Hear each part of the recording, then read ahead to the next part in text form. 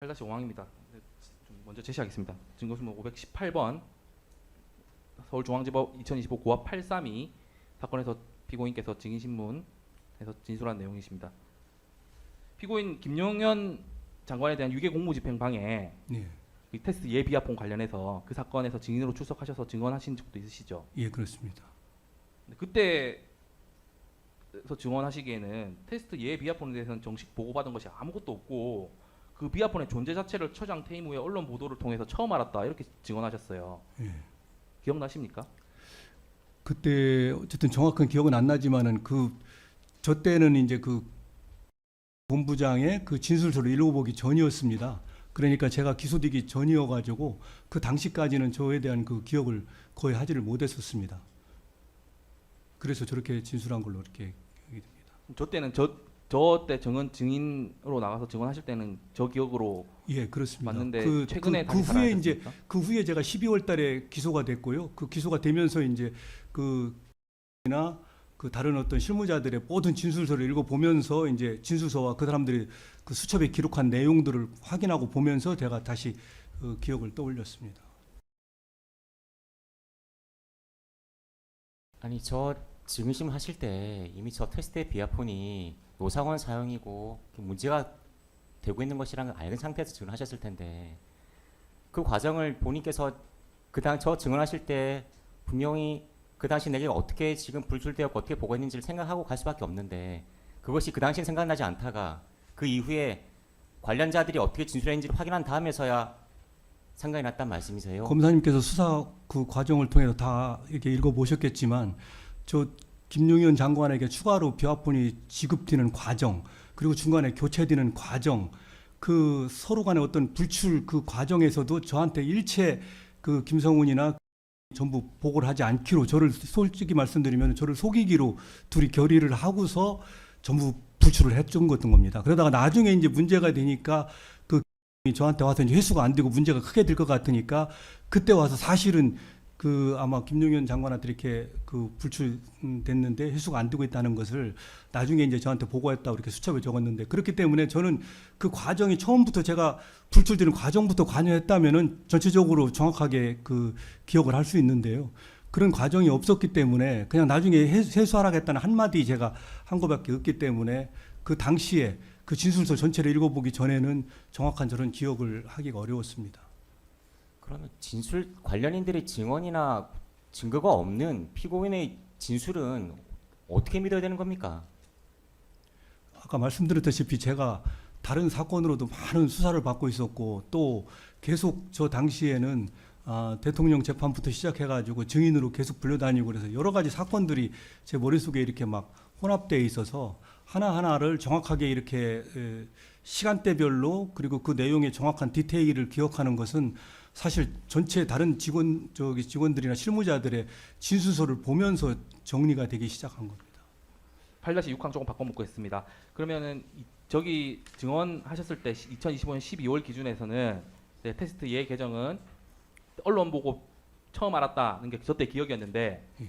지금은 그러면 지시하셨다는 게 기억났습니까? 그건 확실합니까? 그 이제 그 본부장의 그 수첩을 보고 그다음에 아니, 그 수첩 보고 그 지시하신 네. 내용이 떠올랐습니까? 예, 그 전후 과정을 이렇게 다시 좀 제가 맞춰봤습니다. 구항으로 넘어가겠습니다. 피고인 그 얼마 전 윤석열에 대한 내란 우두머리 사건 항소심 재판에도 증인으로 출석하신 적 있으시죠? 예, 그렇습니다. 그때 경호처 비합본에 대해서 또 질문 받으셨죠? 예, 그 항소심에서 그 피고인께서 경호처는 국정운영통신망으로서 비합본을 관리할 능력이 없는 조직이다. 경호처는 그렇게 증언한 사실도 있으시죠? 예, 그렇습니다. 그리고 우리 조직도 능력이 없지만 나 자신도 비합본에 대한 기술적 내용은 전혀 알지 못합니다. 이렇게 증언한 사실도 있으시죠? 예, 그렇습니다. 그리고 비합본의 체계나 그 내용에 대해서는 내가 거의 잘 모르고 있다. 이렇게 증언하신 적도 있으시죠? 예, 그렇습니다.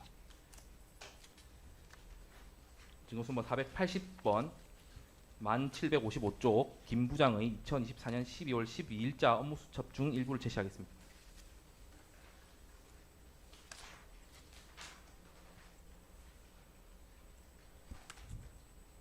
지금 김 부장 업무수첩 제시했습니다.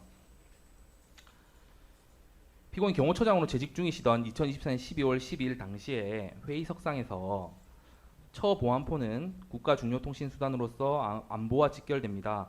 보안폰 한 대라도 제출 시 전체 보안 체계가 무너질 우려가 있으니 이에 사용기관께서는 압수수색 보안폰 제출 요구 시 배부기관 경호처에 사전 문의하여야 하며 경호처는 제출 불가임을 알려드립니다.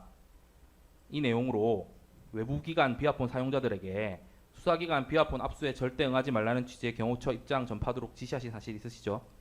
그 제가 정확히 뭐 또 어떻게 제가 워딩을 해가지고 했는지 정확히 기억은 나지 않습니다만은 제가 실무자들로 보고받고서 각 부처에서 이제 수사기관에서 각 부처별로 비화폰에 대해서 전부 이제 임의 제출하라는 뭐 이런 요구가 많은데 그 경우에 어떻게 해야 되느냐 이렇게 저한테 보고가 들어와서 일반적으로 각 기관에서 임의로 그걸 제출하지 말고 저기서 한 대가 나가게 되면 비화폰의 구조나 성능이나 이런 모든 게 어디 나갔을 때 그 외국으로도 해외까지 전부 그게 노출이 될 수 있기 때문에 함부로 나가는 것은 안 되고 적어도 경호처하고 상의해가지고 경호처의 통제 하에서 대응하라 하는 그런 취지 그런 뜻이었습니다. 네, 지금 수첩 보면 뭐 별표 2개까지 쳐서 경호처장이 직접 말씀하신 거 그대로 받아 적은 것으로 보입니다. 이런 취지의 말을 지시는 하신 적은 있으시죠? 전체적으로 저는 그 뜻은 맞는 것 같습니다. 네, 비공 아까 말씀하신 게 경호처가 비화폰 관리할 역량도 안 되고 스스로도 비화폰에 대한 기술적 내용 전혀 알지 못한다고 증언도 하셨는데 그러면 어떤 기술적 판단을 근거로 보안폰 한 대라도 제출되면 전체 보안 체계가 무너진다고 판단하셨습니까? 아까 말씀드렸다시피 저희가 그 기술적 이런 것이 부족하다는 것은 제가 나중에 수사를 받고 그다음에 각 그 우리 본부장이나 각 부장들의 그 진술서를 보면서 제가 좀 속았다는 그런 느낌이 들었습니다. 저는 그 현직에 있을 때는 그 사람들이 굉장히 비화폰에 대해서 전문가인 줄 알고 그 사람들의 말에 대해서 절대적으로 신뢰를 하고 우리 경호처가 이렇게 잘 하고 있구나 이렇게 생각했는데 나중에 사실 이 수사 과정에서 그 사람들의 그 진술을 보면서 너무나 어이가 없었습니다. 전문가라기보다는 요즘 쉽게 얘기하면 일반인보다도 못한 수준의 그런 통신 그 전문성을 가지고 어떻게 할지를 몰라가지고 막 전부 그 9급 공무원, 7급 공무원한테 물어보거나 아니면은 국정원이나 막 국가보안기술연구소 이런 데에다가 막 하나하나 할 때마다 그 뜻도 몰라가지고 막 물어보고서 한 것을 보고서 너무 정말 그 기가 막혔습니다. 그러나 저 당시에는 그 사람들이 상당한 어떤 전문성이나 기술성이 가지고 있기 때문에 하는 거 아닌가 그런 그 생각이 있는데 나중에 제가 재판을 쭉 거치면서 그리고 그 수사기관 진술서를 보면서 느낀 것은 제가 속았다는 그런 느낌이었습니다. 그럼 지금 피고인 생각과 다르십니까? 한 대만 제출되더라도 전체 보안 체계가 무너진다는 것은 좀 생각이 어쨌든 다릅니까? 저 비화폰 한 대가 나가게 되면은 그 한 대 안에 있는 모든 거기에 있는 그 국가의 그 정보나 비밀이 그 안에 다 들어 있기 때문에 그 한 대가 잘못 나가서 혹시 적국이나 외국에 가게 되면 비화폰 전체의 체계가 다 무너져 버리는 거기 때문에 저런 뜻으로 했지 않나 싶습니다. 예. 근데 지금 이 상황은 비상계엄 수습 상황이라는 되게 특수한 상황이었습니다. 그 경호처 비화폰 외부 이용자들이 비상계엄 수습 그리고 진상 규명 이런 국면에서 뭐 자발적 의사에 따라서 제한된 목적하에 비화폰 수사기관에 재공할 수도 있는 거 아닌가요? 이미 뭐 전후해가지고 제 기억으로는 여러 대가 이미 임의 제출됐고 아마 그 수사기관에는 이렇게 나간 것으로 알고 있는데요. 그 전체적인 그 당시 상황을 제가 지금 정확하게 뭐라고 말씀드리기는 좀 어렵습니다.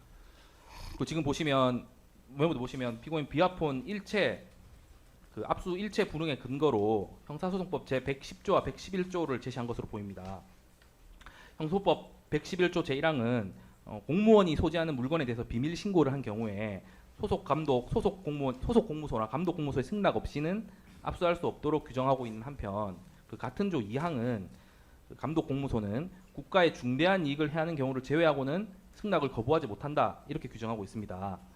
그러면 그 수사기관이 내란 실체를 규명하기 위해서 비화폰을 압수하는 경우에 국가에 어떤 중대한 이익이 해야 한다고 판단하셨습니까? 제가 그 정확하게 모르지만은 저게 형수법 외에도 국가 그 보안업무 규칙이나 국가 기밀을 다루는 그 여러 가지 그 법령들이 있습니다. 아마 그런 법령들에는 일반적인 어떤 저런 국가 기밀은 일반적인 어떤 그 물건이나 이런 것보다는 훨씬 더 엄격하게 이렇게 다루도록 되어 있는 걸로 그렇게 알고 있습니다. 일반적인 보안상 이익으로 판단했다 그런 예, 말씀입니까? 그렇습니다. 알겠습니다. 10항으로 넘어가겠습니다. 피고인 2024년 12월 12일경에 김 본부장한테 보안폰 지우라는 얘기는 하지 마라. 지우는 방법을 알려줘라. 본부장이 알아서 얘기해라. 이런 말 하신 기억이 있습니까? 그 정확하게 지금 그 무슨 말씀인지 기억은 나지 않는데요. 보안폰을 뭐 지우라 하지 말아라 이런 말은 제가 기억이 나지 않습니다.